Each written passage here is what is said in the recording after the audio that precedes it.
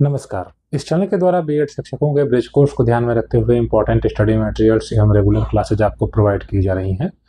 BEd bridge course में हिंदी शिक्षण में जो प्रमुख भाषाई कौशल है उसमें तीसरा कौशल पढ़ना है, आप सभी जानते हैं। आज के इस वीडियो में हम इसी को कवर करने वाले हैं। इसके कुछ हिस्से को हम आज के इस वीडियो में जानेंगे। अगर आप ब्रिज कोर्स की तैयारी करते हैं तो इस वीडियो को देखें, निश्चित ही आपके लिए हेल्पफुल होगी। पढ़ना से आशय क्या है? अक्सर शिक्षकों के द्वारा यह समझा जाता है कि किताब में लिखे हुए अक्षर को या शब्द को वास्तव में अगर बच्चा पढ़ लेता है तो वही, यानी कि जो अपने शब्दों से उसको व्यक्त करता है वही पढ़ना है। लेकिन वास्तव में पढ़ना सिर्फ उतना ही नहीं है, बल्कि उसका अर्थ समझना, उसका वास्तविक जीवन से क्या संबंध है, इन सभी चीज़ों को समझना बच्चे के लिए आवश्यक है। और वास्तव में पढ़ना तभी सार्थक होगा या तभी सफल माना जाएगा जब बच्चे लिखे हुए शब्द या वाक्य को उसका वास्तविक अर्थ भी समझें और उसका क्या उपयोगिता है या दैनिक जीवन से जुड़ी अगर वह चीज़ है तो उसके बारे में संप्रत्यय का निर्माण कर सकें। वास्तव में पढ़ना वही है। तो चलिए हम आज के इस वीडियो से शुरुआत करते हैं। जैसा कि यहाँ पर बताया भी गया है कि हमारे सामने सबसे बड़ी समस्या यही रहती है जब हम शिक्षक के रूप में कक्षा 1 में 2 में पढ़ा रहे होते हैं तो बच्चा सुनना और बोलना तो अपने माता पिता से, परिवार से सीख कर आ रहा होता है, लेकिन उसके लिए जो सबसे एक नई चीज़ है पढ़ना। तो इसलिए अध्यापक के सामने यह एक चुनौती बनकर भी आती है कि वास्तव में बच्चे को हम किस प्रकार से पढ़ाएं कि बच्चा जो भी शब्द, जो भी वर्ण है, जो भी अक्षर है, उसको बेहतर तरीके से न सिर्फ पढ़ सके वास्तव में, बल्कि उसका अर्थ भी ग्रहण कर सके। तो ये कठिन जैसा कि इसलिए है क्योंकि पढ़ना एक स्वाभाविक कौशल नहीं है।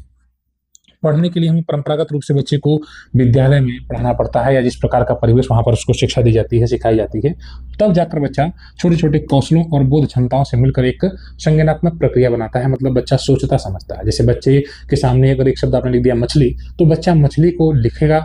अगर लिखा हुआ मछली उसको पढ़ रहा है तो उसके दिमाग में संप्रत्यय बनेगा, मछली किस प्रकार से होती है, मछली कहाँ रहती है, मछली मैंने कब खाया था, या मेरे घर में कौन मछली खाता है, कौन नहीं खाता है।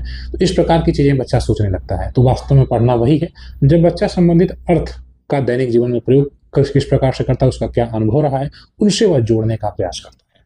तो यह देखा जाता है कि शिक्षक देखिए पढ़ने को इस प्रकार से समझते हैं कि बच्चा किताब में लिखे गए शब्दों को ऐसे ही बोल देता है तो उसी को पढ़ना है, भले उसका अर्थ समझ में ना आए। जैसे हम बहुत से ऐसे निरर्थक शब्दों को भी पढ़ाते हैं, हमारी बहुत सी किताबें आपने देखा होगा, इसमें पढ़ाने पर बस इस बात पर जोर दिया जाता है कि बस बच्चा अक्षर को पढ़ लेता है, शब्द को मिलाकर पढ़ लेता है। जैसे अब एक शब्द है अचकन, अब बच्चा शायद अचकन का मतलब नहीं समझ पाता, लेकिन हम बच्चे को सिखाते हैं कि देखो ये क्या लिखा है अचकन, लेकिन बच्चा वास्तव में इसका क्या अर्थ है, क्या समझ पा रहा है, ये एक प्रश्न है। तो पढ़ना केवल उच्चारण भर नहीं है, बल्कि उसका वास्तव में क्या अर्थ है, अर्थ निर्माण की प्रक्रिया भी है। अब जैसे बच्चे ने लिखा बकरी, तो बच्चे ने पढ़ा एक शब्द बकरी, तो बच्चे के दिमाग में बकरी का कॉन्सेप्ट बन जाता है कि हाँ बकरी किस प्रकार से होती है। बच्चा बकरी के बारे में आपको बता भी सकता है। तो वह अपने आसपास की चीज़ें जो पढ़ रहा है, जो उसके परिवेश की चीज़ें हैं, क्योंकि प्रारंभिक अवस्था में हम कक्षा 1 में 2 में पढ़ा रहे होते हैं तो बच्चे के परिवेश से संबंधित चीज़ों को ही पढ़ाते हैं। जैसे हम बच्चे को क से कबूतर पढ़ाते हैं तो बच्चा कबूतर उसके आसपास की चीज़ें, ख से खरगोश, ग से गमला पढ़ाते हैं, घ से घड़ी पढ़ाते हैं। ये सभी चीज़ें ऐसी हैं जो बच्चे के परिवेश से जुड़ी हुई हैं और इन्हीं शब्दों के सहारे बच्चा उन अक्षरों को बेहतर तरीके से समझ सकता है। जैसे घड़ी, अगर आपने, जैसे हमारी जो परंपरा रही है, हम घड़ी बनाकर उसके नीचे घ लिख देंगे तो बच्चा उस घ को घड़ी से कनेक्ट करता है और फिर घ से घड़ी बोलना शुरू कर देता है। तो यही हमारे पढ़ने की प्रक्रिया होती है, ये बच्चे के सिखाने की प्रक्रिया होती है। तो उच्चारण भर नहीं बल्कि उसका बच्चा अर्थ निर्माण करता है।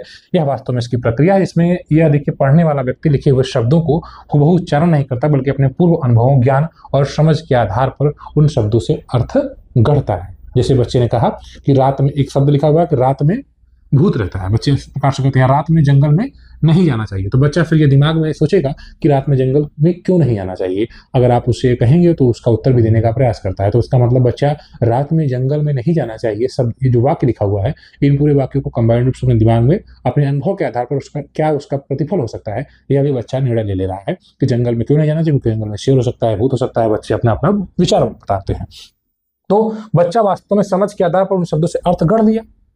तो जब कोई भी व्यक्ति पढ़ता है तो उसकी आंखें और मस्तिष्क हर अक्षर, शब्द या विराम चिन्ह पर समान रूप से ध्यान बच्चा वो नहीं देता है। यदि ऐसा होता तो अगर हम हर अक्षर को ध्यान देने लग जाए तो फिर हमारे लिए पढ़ना बहुत कठिन हो जाता। हम अपने अनुभवों के आधार पर पढ़ते हैं। अगर हमारी उस भाषा में पहुंच बढ़िया है, जैसे हमने कह दिया कि वह जा, तो हम जा रहे हैं कि वह रहा है, ठीक है, वह मैं स्कूल तो जा रहा हूँ, ये जाता हूँ, ये जाऊँगा। इस प्रकार से अब क्या हुआ, अनुमान के आधार पर पढ़ा जा रहा है। चूँकि आप हिंदी भाषा से या बच्चा उस भाषा से फ़ैमिलियर है, तो इस प्रकार से अनुमान लगाते हुए बच्चा पढ़ता है।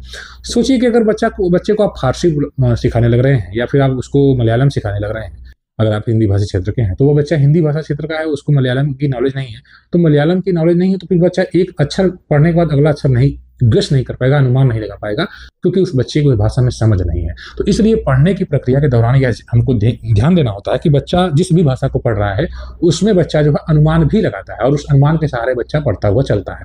हर अक्षर को, हर मात्रा को अगर पढ़ने लगेगा तो फिर वह कहीं ना कहीं उसके लिए बहुत बोरिंग हो जाएगा, जो बात यहाँ पर बताई गई कि हर शब्द विराम चिन्ह पर ध्यान नहीं देना, ऐसा होता तो बहुत समस्या हो जाती। तो अनुमान वगैरह लगा जाता है। ये पढ़ने की पूरी प्रक्रिया हम आपको समझा रहे हैं, बहुत इंपॉर्टेंट है। ठीक है, पाठक के जो दैनिक जीवन है उसका अनुभव, भाषा से उसका परिचय, ये बात अभी मैंने आपको बताई है। अब देखिए पढ़ने की अवधारणा क्या क्या दृष्टिकोण है, हमें इसको भी समझना चाहिए। देखिए प्रारंभिक शिक्षा के संदर्भ में पढ़ने को निम्नलिखित रूपों में आप समझ सकते हैं। पहला यह है कि लिखे हुए का अर्थ ग्रहण करना ही पढ़ना। जैसे हमने आपको बताया कि कोई भी शब्द लिखा हुआ है या कोई वाक्य लिखा हुआ है, उसका वास्तविक अर्थ अगर निकल रहा है तो बच्चा उसको जो है तब हम मानेंगे कि वह पढ़ना है। जैसे मानिए हमने लिखा एक वर्ड सूरज, तो बच्चा उस सूरज को पढ़कर उसके दिमाग में स्पष्ट है कि सूरज का आशय क्या है, सूरज को वह समझने का प्रयास करता है कि सूर्य मतलब आकाश में एक प्रकार से हमारे जो है सोलर सिस्टम का एक हिस्सा है। तो सूर्य को बच्चा समझता है, सूर्य को भगवान कहते हैं कि सूर्य भगवान है। ठीक है, इस तरह से बच्चे अपना अपना विचार बनाते हैं। पढ़ने का अर्थ है कि लिखित सामग्री से धारणाओं का निर्माण करना, विचारों को आपस में जोड़ना और स्मृति में सुरक्षित रखना। वास्तव में पढ़ना वही है, जब बच्चा कोई भी चीज पढ़ता है तो उसका अर्थ निकालता है और अपने दिमाग में उसको रखता है। ठीक है, जैसे अध्यापक के रूप में आप बच्चों से पूछते हैं, रटवाते हैं। हालांकि हमारी नई शिक्षा नीति रटवाने पर जोर नहीं देती है, लेकिन प्रश्न उत्तर आप पूछते हैं कि मैं पाठ 2 पूछ सभी लोग याद करके आना, तो घर बच्चा उसको पढ़ता है और रटने का प्रयास करता है। हालांकि हमारे, जैसा कि मैंने आपको बताया कि एनईपी रटंतु शिक्षा पर जोर नहीं देती, बल्कि उससे हटकर अनुभव के आधार पर बच्चे को सिखाने का प्रयास करना चाहिए, उसके दैनिक जीवन से जोड़कर। लेकिन बच्चा उसको पढ़कर उसका अर्थ भी समझता है और फिर उसके बाद आपको एक्सप्लेन करता है। ठीक है, जैसे हमने कहा कि मछली, एक वाक्य है कि मछली जल में रहती है, तो बच्चा ये जानता है कि मछली जल में रहती है, पूरे जो वाक्य लिखा हुआ है उसका अर्थ बच्चा निकाल रहा है और वो समझ रहा है कि मछली जल में रहती है, वो उसके परिवेश से संबंधित है। अब वो उसको अगर आप बाहर निकाल देंगे मछली को, तो वो बच्चा कहेगा कि सर देखिए, आप हम लोग जानते हैं कि मछली जल में रहती है, तो आपको उसको जल में रखना चाहिए। ठीक है, नहीं तो मछली के साथ समस्या हो सकती है।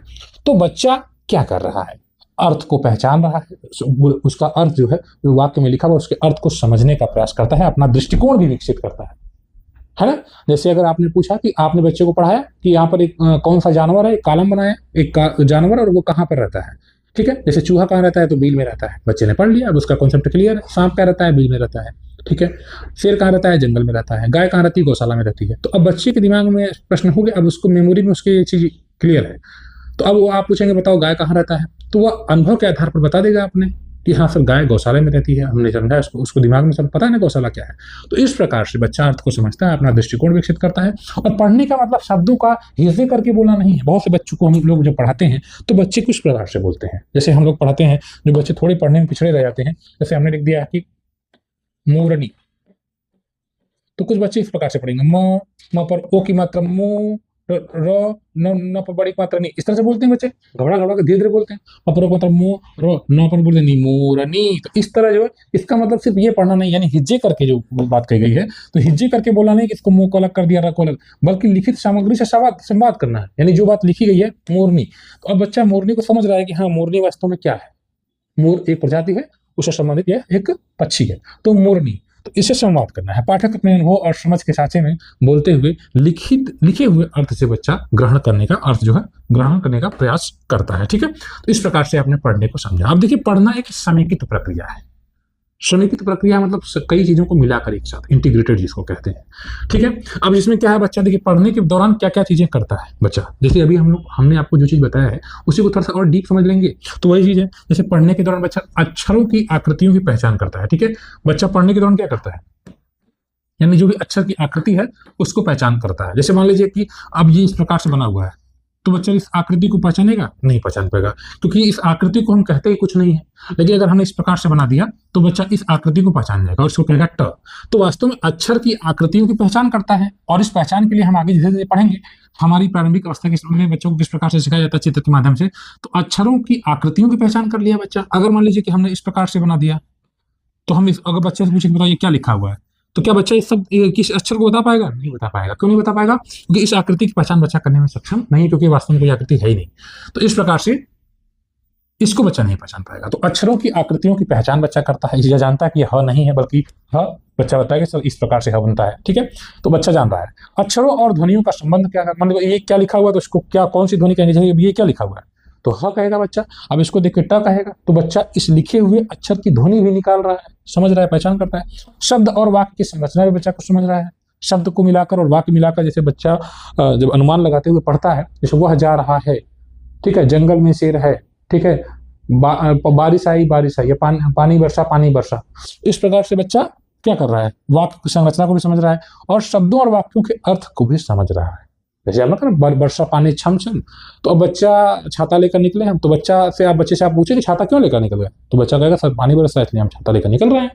तो बच्चा वास्तव में उसका शब्द और वाक्य अर्थ की समझ से अनुमान भी लगा रहा है और संदर्भ से अर्थ निकालने की क्षमता भी है। तो जो मैंने भी आपको उदाहरण दिया कि वर्षा पानी छम छम, तो इसमें वही उदाहरण यहाँ पर भी काम करेगा कि अनुमान भी बच्चा लगाता है और इसीलिए इसमें बच्चा कहेगा, बच्चा आपने पूछा कि पानी बरसा छम छम तो तुम क्या करोगे, तो कहेगा सर हम छाता लेकर निकलेंगे, कुछ कहेंगे हम रेनकोट पहनकर निकलेंगे, सब कुछ कहेंगे हम सर कहीं नहीं जाएंगे, हम घर में पड़े रहेंगे। तो इस प्रकार से बच्चे अनुमान लगाते हैं, अपने हिसाब से अर्थ निकालने का प्रयास करते हैं और इन सभी तत्वों को मिलाकर जब हम कहते हैं वास्तव में उसी को जब समन्वय किया जाता है तो वही वास्तविक क्षमता बच्चे की विकसित होती है, जिसको हम पढ़ना कहते हैं। इस प्रकार हम कहते हैं स्पष्ट रूप से पढ़ना अनेक कौशलों का समूह है, जिसमें बच्चा अक्षर की पहचान कर रहा है, उसकी ध्वनि की को पहचानता है। ध्वनि जब आप निकाल रहे हैं, जैसे हमने बोला म, तो बच्चा तुम लिख देगा, समझ गया, म के उसके दिमाग में म का चित्र बन जाएगा।